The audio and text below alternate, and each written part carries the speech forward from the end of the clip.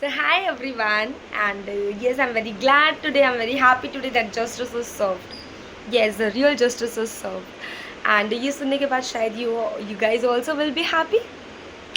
नहीं नहीं, आप ये तो नहीं सोच रहे जो वो जो केस हुआ था बंगाल में रेप वाला, उसमें नहीं नहीं, और भी जितने भी रेप केसेस है, नहीं नहीं, किसी में जस्टिस सर्व नहीं हुआ है।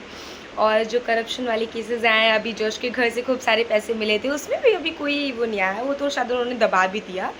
और भी बहुत सारी चीज़ें थी। तो जस्टिस सर्व एक जगह हुआ है, वो है कि एक डॉग ने ना एक बेबी को काट लिया, तो उसको प्रॉब्लम हो गई।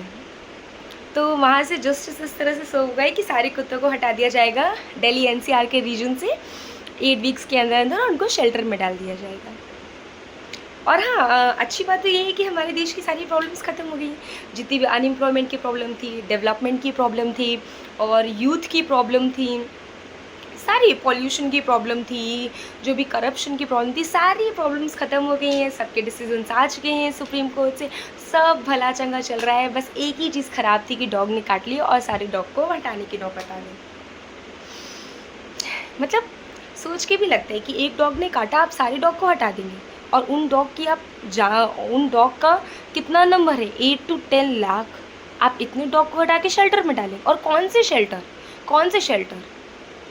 मुझे तो सुप्रीम कोर्ट, मतलब now I just hate and I just really don't trust now, क्योंकि इनके पास इतना टाइम नहीं है कि ये रेपिस्ट को सज़ा दे सके। जितने भी करप्शन वाले केसेस हैं, इसमें अपने जो भी जस्टिस है वो सर्व कर सके। ये किस तरह का है भाई, ये क्या सब चल रहा है। ये सब चीज़ें बहुत ही ज़्यादा बेकार है। ये हमारे इंडिया को बहुत गलत जगह पर ले जा रही है। अगर सही जगह पर इन्होंने अपना टाइम इन्वेस्ट किया होता ना, तो आज हमारे देश की पिक्चर कुछ और होती। और ये किन कुत्तों को हटाने की बात कर रहे हैं, जो हमारी स्ट्रीट की जान है। जब हम उठते हैं तो सबसे पहले हम इनकी आवाज़ सुनते हैं। जब हम घर से निकलते हैं तो ये हमारे आगे पीछे घूमते हैं, सिर्फ एक आस में कि कोई हमें प्यार करेगा, कोई हमें कुछ खिलाएगा। इनका तो अपना कुछ भी नहीं है। और एक कुत्ते की काटने की वजह से आप इतने 8 to 10 लाख कुत्तों को वहाँ से हटा देंगे। सही है। और जितने रेप्स होते हैं, उन रेपिस्ट का क्या उन रेपिस्ट का। एक लड़का रेप करता है तो आप सारे लड़कों को सज़ा देते हैं। हम कहते हैं कि एक जज ने करप्शन किया था, सबके सब रिज़ाइन करो, लेकिन सबके सब घूसखोर हो। मतलब इनके पास इतना टाइम नहीं होता है कि ये इम्पॉर्टेंट चीज़ों में अपना डिसीजन सुना सकें। और ये सब कर रहे हैं वहाँ बैठकर। अपनी पावर का गलत यूज़ मत करिए। एक तरफ तो ये इंपॉर्टेंट केसेस में कहते हैं नहीं नहीं, हम लॉ नहीं बना सकते, नहीं नहीं, हम लॉ बनाना पार्लियामेंट का काम है।